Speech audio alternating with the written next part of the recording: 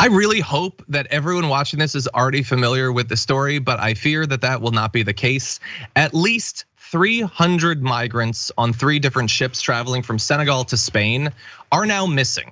Those boats have gone missing. It is considered a particularly deadly section of sea for migrant travel in boats like this. There's been no contact with the boats since their departure. They departed on June 23rd. And so what hope might remain is obviously in short supply at this point. 2 boats had about 100 people together. Another had about 200 people on them.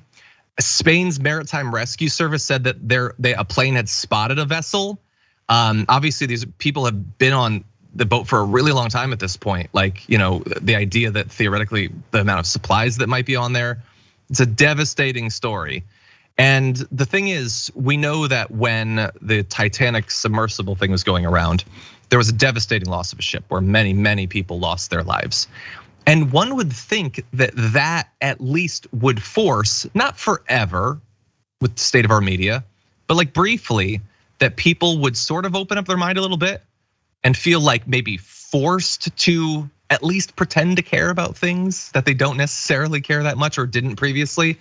And yet, more and more of these ships are being lost, many, many times, 100 times as many people as were on the submersible, potentially being lost. We'll see what ends up happening with the sighting of a boat, or maybe they can cite all 3 of the boats. But even if somehow miraculously all these many desperate people are recovered, there are still thousands of people that are going to die this year, and that is a pattern that's going to be repeated for years until something is finally done. And one would hope that the submersible thing might help us to break through some of the media narratives. And we're getting an update now? Ashley, did you put that in? 86 people, oh no, Mike did. Okay, 86 people have been saved. That's still obviously a small percentage of the total number of people on these boats, but okay, that is good news. Hey, a miraculous rescue. Maybe that'll lead to a little bit more media coverage, JR. What do you think?